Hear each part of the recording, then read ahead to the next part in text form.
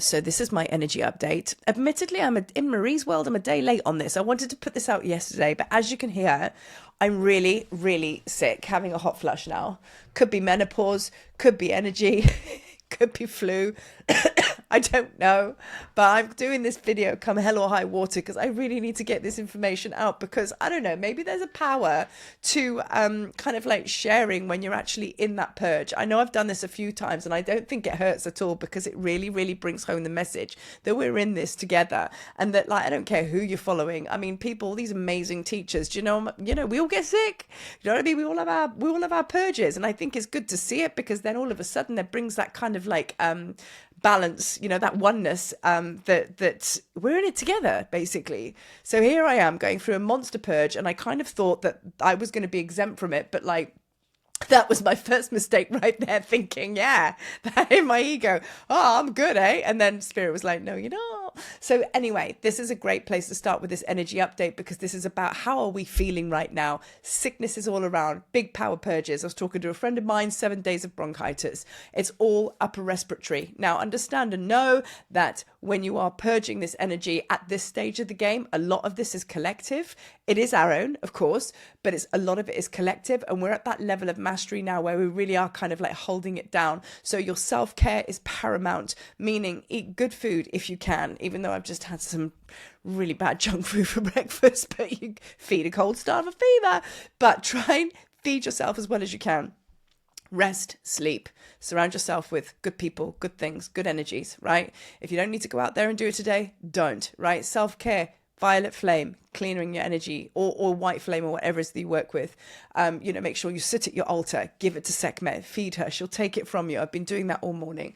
Meditation, stillness, all of the things, and just make sure that your energy being and your physical being is taken care of before anything else.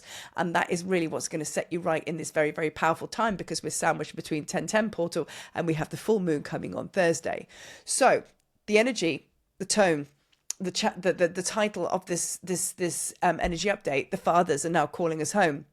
We are basically got these two timelines going on, and I mean, in truth, we're in the new timeline. But because we're in this tipping scales point of basically really booking out from this old timeline to go on to the new one, that's why the fathers are calling us home. The divine masculine has now shown up in a massive way. I even did a channel to myself. I was talking to Thoth. Thoth and Anubis turned up full force. You might find, if you've been working a lot with your goddess energy, that the male gods are turning up now for good reason, because the balance is coming in. And that's what happened with me. Thoth, even though the live I did the other day was Thoth and Yeshua, it's all masculine orientated, because they're really coming through their divine feminine now by saying, hey, we're not the bullies we were before, you know what I mean? Even though they weren't, but through our filters they were. We're not those guys that are controlling and all the rest of it. We are your safe space, and it's actually the divine feminine that's calling them in.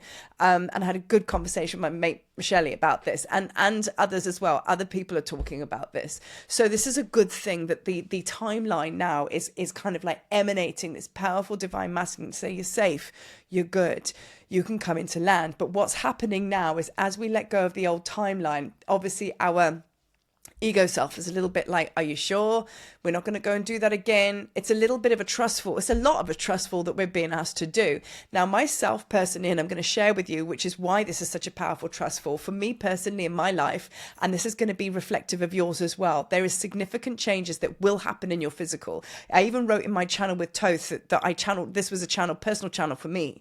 It basically said that, my work and my life is going to take a sudden change in direction. But what I receive from me, you receive too. So we're all going to be receiving that.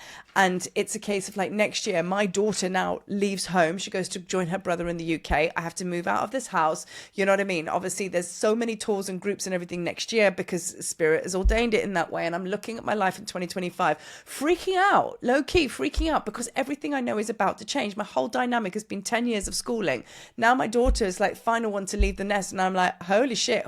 It's a case of be careful what you wish for. And now I've wished for all of these things, and I called it in, and now it's coming out crazy. My human self is going, oh my God, freaking out. I'm a creature of habit, even if it is basically shit energy. I'm used to it, I'm familiar with it, and that's why we're battling to let go. So of course we find ourselves not in present moment. So present moment, grounding, self-care. Now, coming back to the masculines that are calling us in, they're gently coaxing us over, saying, it's okay, it's okay, it's okay. Come over to this new timeline. We're going to hold you. We really are now. And this is what Thoth said. The divine masculine now invites you to land. The divine masculine now calls you to let go. You are so safe to do so. So it says this is where your sacred order will show itself, and then you will thrive. And what he means by that is he was saying, this is your sacred order. That's the divine masculine. Let them show you. As soon as you allow that into your space, it's all going to just click in.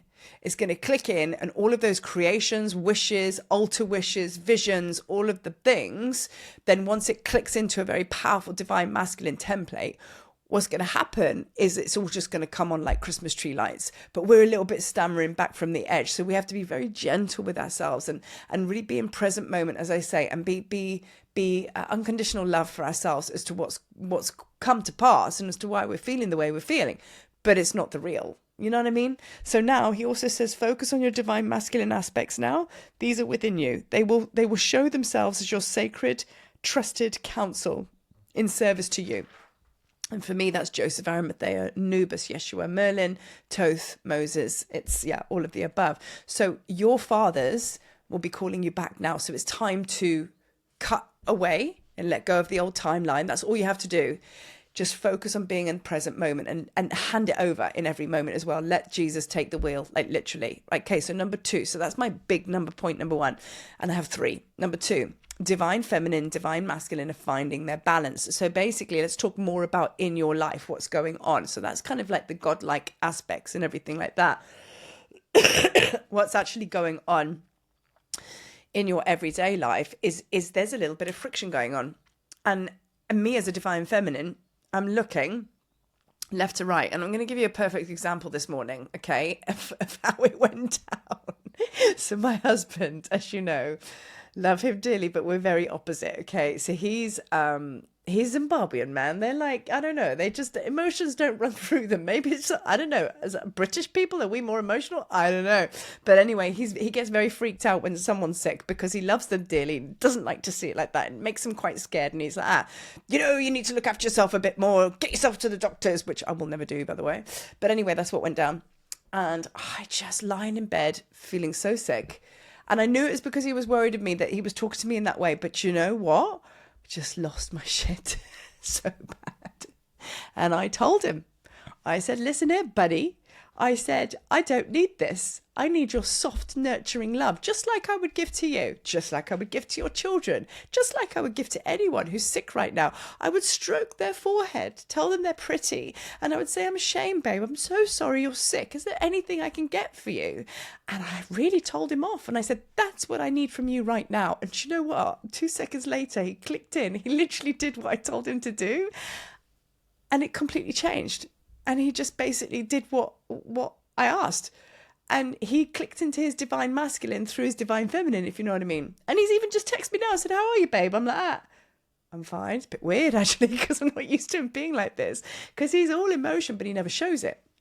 So that's my point. So what I'm saying to you is, are you having arguments or conflict with your divine masculines around you? Sometimes you need to just sit there and just say, hey, this is what I need from you. That's not working for me. It looks like this. Can you do that, please? You know what I mean? And you might find that that's kind of what's going on right now, because there's literally the divine feminine saying, no, not like that, like that. And then it comes into alignment. So that's what I'm talking about, distortion, right? And then the third point is when these two come into balance. So what we've done is basically the fathers have come in because they've been called in from the divine feminines, which means the divine order of Isis and Osiris is coming into play, right? So the balance, okay?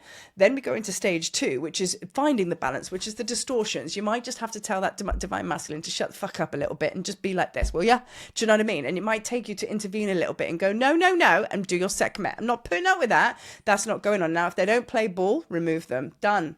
Move on, upgrade. Okay, so we're kind of like, as divine feminines, we're still kind of like shifting through it. And I mean that from the man's point of view as well. Just because I'm a female doesn't mean that your divine feminine aspects as a man can't speak the same to someone else. Do you know what I mean? So it's like you are speaking through your divine feminine to the divine masculine, who might have got it a little bit wrong right now and just need a little bit of direction.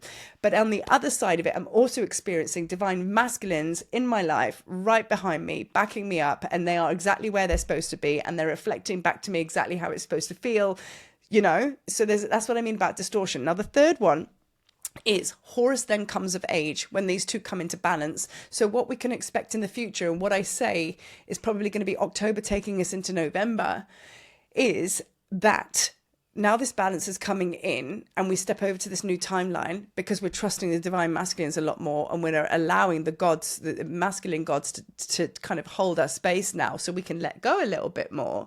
And let's face it, it's a bit like muscle memory. We're so used to controlling with our feminine, getting everything done, because the masculines haven't been there, or the masculines have run the show too much and they're bullying and they're controlling and they're telling you the wrong thing in your ear. So that dynamic's been off for a very, very long time. But that's what's balancing up. So we're really getting clear with that now, and it's happening very, very clear in no uncertain terms. So when that happens, then Horus is the emanation of the divine masculine, divine feminine, Isis and Osiris. So he comes of age, and what I mean by that, meaning he is now old enough to take the throne. He is now old enough to take leadership. What does Horus represent?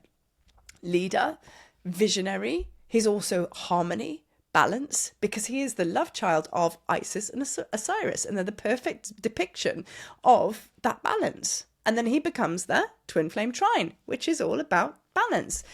It's intention plus action equals creation. It is the Heca codes. It is the, you know, it is the threefold formula of alchemy, as to how to come into wholeness. So that's kind of like what's going on as above, and so below, that's what should be going on in your lives with the divine masculine. So just be aware of what's going on around you, what's happening. And you know what, there's a lot of as my friend Ra would say, shadowy shit going on at the moment. So there's a lot of shadowy shit. But remember, you're a light worker, that you came here to kind of balance this up. You didn't get triggered to go dive into the middle of that shadowy shit. You came here to shine your light even brighter, so that shadowy shit can go, oh, hi, I didn't know you were there, and then come and join the party. Do you know what I mean? So yeah, it is still a little bit mucky and murky out there. But that's what I wanted to share for today. So I'm going to sign off now, because I'm so out of breath because I'm so blocked. So I'm sorry if this is the sound quality. It's not quite where it's at, but the spirit is good. So thank you for watching, guys. Always with love and peace in my heart. You know, we're walking this together. Keep on trucking. Keep on trucking.